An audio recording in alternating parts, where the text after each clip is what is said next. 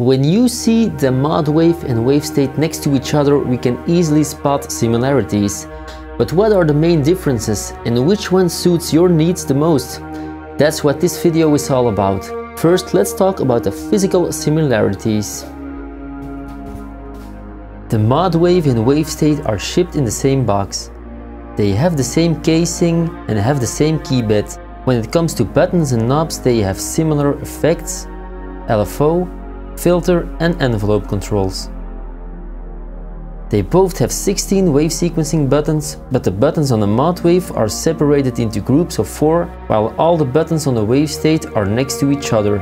The pitch bend and mod wheel are exactly the same, also the octave buttons and main editing buttons. There's a small difference in size and shape of most buttons. The knobs have the same size. Now that we've covered the similarities, let's look at the physical differences. First of all, the Modwave has these cool lines on the front panel, while the panel of the Wavestate is just plain. The Modwave also has these straight to angled lines on the sides, while the Wavestate has some sort of a waffle iron pattern instead. To be honest, it doesn't really look like a waffle iron pattern, but I just like waffles. One of the most obvious differences that we can see right away is that the KORG Modwave has a Chaos Physics touchpad and the Wavestate has a joystick which is called the Vector Controller. Above the Vector Controller we can see the KORG logo, and the KORG logo on the Modwave is underneath the octave buttons. The tap tempo button is placed between the octave buttons and the mod knobs on the Wavestate. On the Modwave it's located above the help button. Also the ARP button has been moved. On the Wavestate it's above tap tempo, and on the Modwave it's located next to the layer buttons. The Modwave also has its own hold button, which is useful if you don't have a sustain pedal. The Wavestate has the hold function as well, but not its own dedicated button. You can find the hold function in the layer programs menu. The Modwave also has its own chaos, analyzer and sub noise button. They all have functions the Wavestate doesn't have. Another difference is the amount of layers and mod knobs. The Wavestate has 4 layer buttons, while the Modwave has 2. The Wavestate also has 8 white mod knobs, while the Modwave only has 4. But let's be honest, with their fancy red color they look twice as good as on the Wavestate. The biggest physical difference is that the Wavestate has its own wave sequencing lanes buttons and also its own loop controls. At the same location the Modwave has its oscillator controls. There are no dedicated buttons for wave sequencing lanes on the Modwave, but they are accessible by holding shift and using the step buttons. The analyzer shows a real-time oscilloscope view of the full polyphonic Modwave audio output, including effects. The Wavestate doesn't have an analyzer. It's a cool feature, but definitely no necessity. Modwave's Chaos Physics is a touchpad that lets you control a ball rolling on a surface that can bounce off the edges. You can control friction, time, gravity and also modulate some parameters. Wavestate's Vector Controller is a joystick that is controllable by either moving the joystick manually and by its own envelope.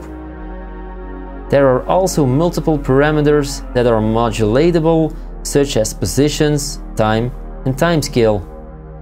Both the Modwave's Chaos Physics and the Wavestate's Vector Controller have the ability to control 4 different values on a 2-dimensional plane in its own unique way. Modwave's shift button has more use than on the Wavestate. All the blue labels represent functions that you can use by holding the shift button. As you can see, the Modwave has a lot more shift button functions than the Wavestate. The Wavestate has 4 layers and the Modwave has 2. Don't let this fool you. They both have a very unique workflow. The Wavestate uses 1 multisample per layer, while the Modwave can use 2 multisamples per layer. 1 multisample for each oscillator. On the other hand, the Wavestate also has the ability to use another sample for each step, while the Modwave focuses more on modulation of samples and waveforms per step. The Modwave also has the ability to blend 2 wavetables for each oscillator. Since the Modwave has 2 oscillators per layer, this means you can use 4 wavetables in 1 layer. So we should remember this. Wavestate is 1 sample per layer, but the sample can change every step in a sequence. while the Modwave can have 2 samples per layer or 4 wavetables per layer and focuses more on modulating these per step in a sequence. Both the Modwave and Wavestate have identical filter types. They also have 4 envelopes, but the biggest difference is that the Wavestate has 3 normal ADSR envelopes and 1 vector envelope. Also, the envelopes are labeled differently. The Wavestate has a filter, amp, pitch and vector envelope, while the Modwave has a filter, amp, oscillator 1 and oscillator 2 envelope. Those labels are actually not that important since we can use envelopes for almost any custom target parameter that we want. Both units also have multiple LFOs. The only difference is that the Wavestate has a pan LFO, while the Modwave has 2 oscillator morph LFOs. But just like with our envelopes, we can link them to a custom target parameter. Both units have great wave sequencing capabilities. We can use wave sequencing lanes to create versatile wave sequences.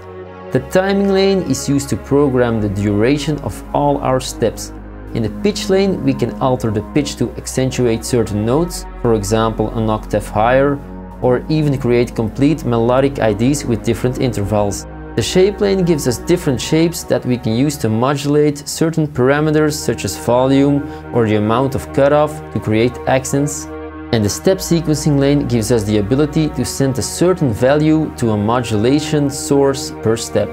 The Modwave actually has 4 of these step sequencing lanes, while the Wavestate has only 1.